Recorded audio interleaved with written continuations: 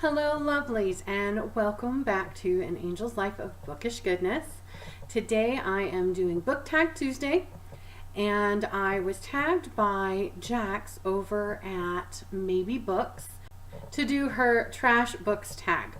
And I love Jax, so definitely go check out her channel. She has so much incredible energy, and she is super fun.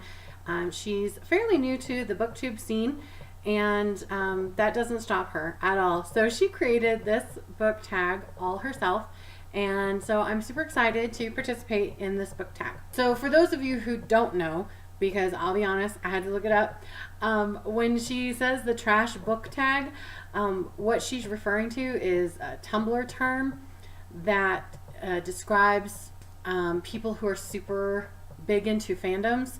I'm really into Bleach, so I am totally trash for Bleach.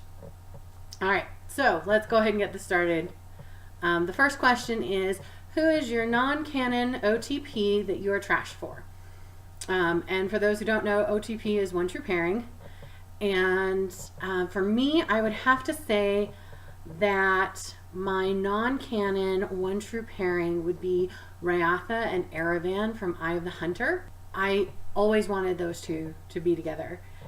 And in a way they kind of are, because they're pursuing this monster and this demon together, and they're both elves, and so they have a really long lifetime, and they have kind of sworn allegiance to each other in pursuing this horrible being who has caused destruction and death to so many people that they care about.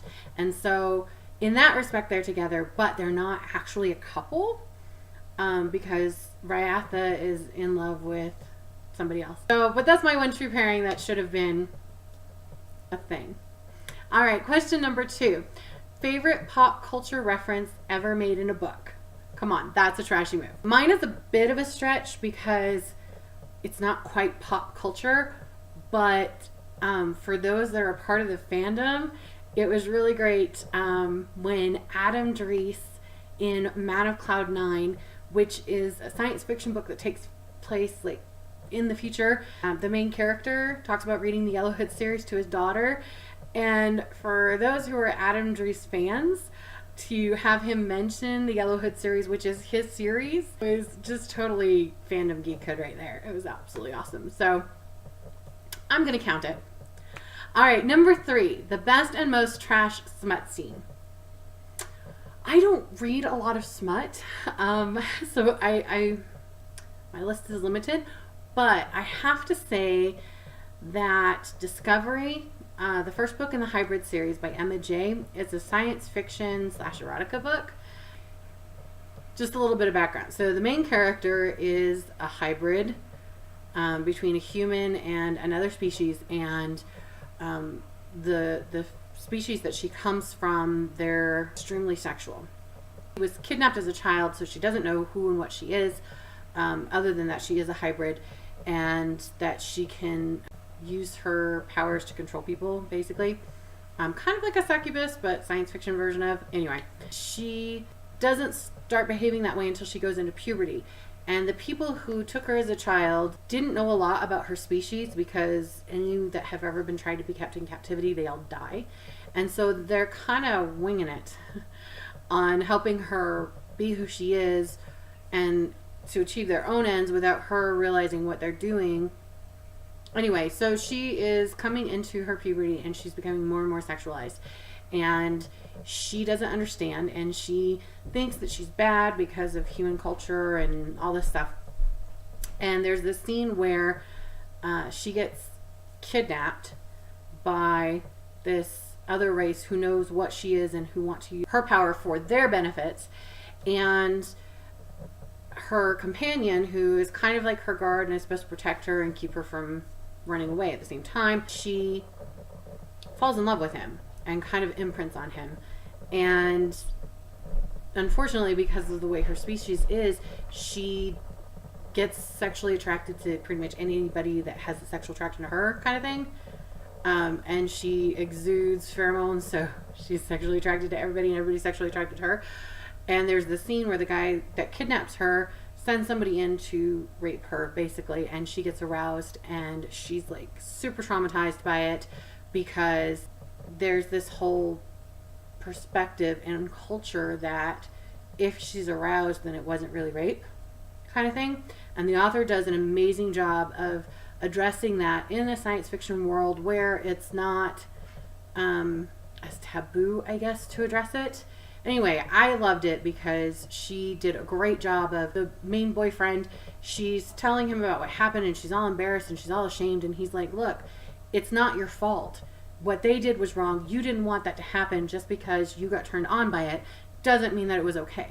And I thought that was super cool. Number 4, favorite love trash angle. Or triangle, if you will. Lowell, Kira, and Pyre from Alex E. Carey's Fire's Love. And mainly because it wasn't like a traditional love triangle. And if you have questions about that, check out my review that I did yesterday that I talked about why I love that so much, because it's not your traditional love triangle. But that's my trash triangle right there. Number 5, favorite rom-com moment from a book.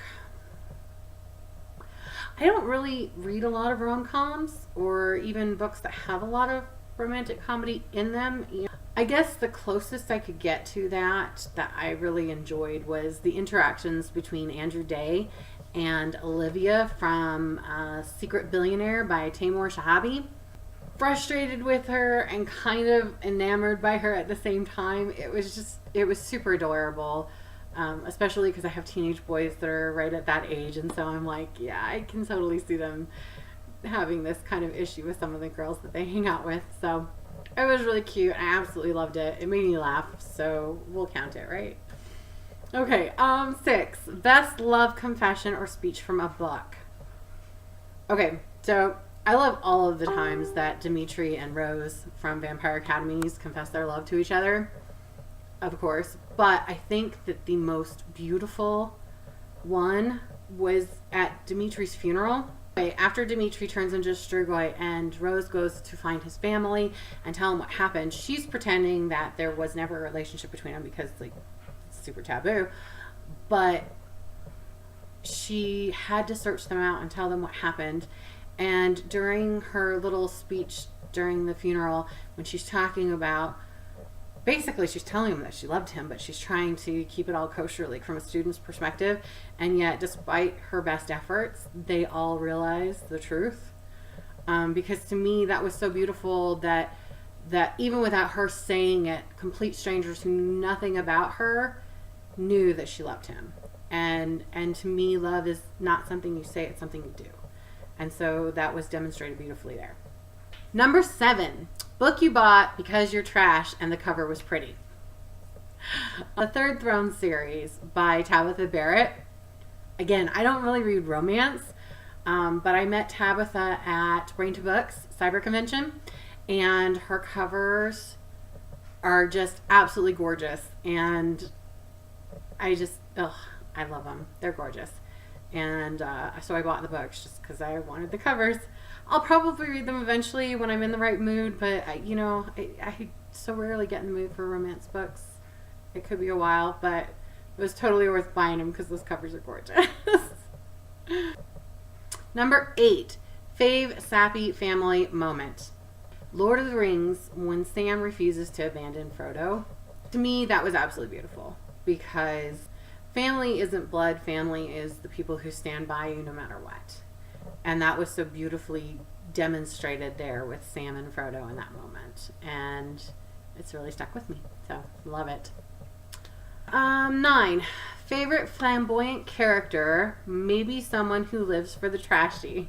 Leo from Song and the Pendant. He is so wild and unique, really outspoken about his opinions and ideas.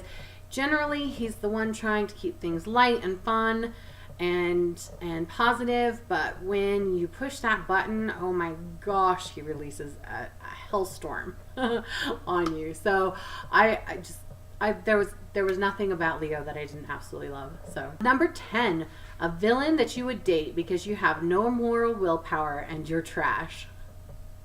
It's such a great question. I'm gonna go with Armand from the Vampire Chronicles because throughout most of the Vampire Chronicles, he is portrayed as the villain. He's, I guess, more of an antagonist, particularly in the Lestat aspect, because he and Lestat do not get along well. But he does some pretty villainous things, and I still found myself really drawn to him.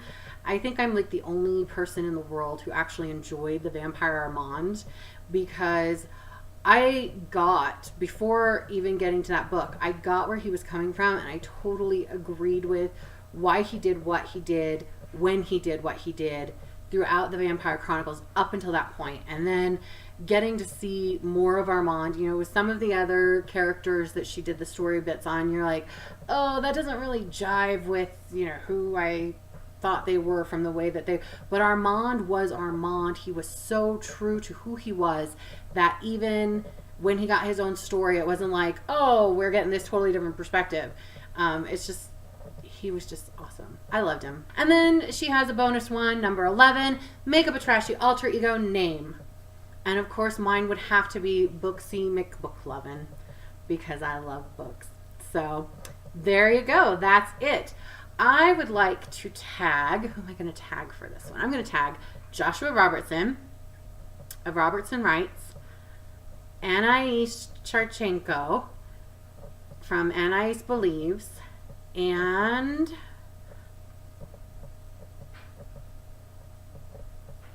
no, we'll just stop there.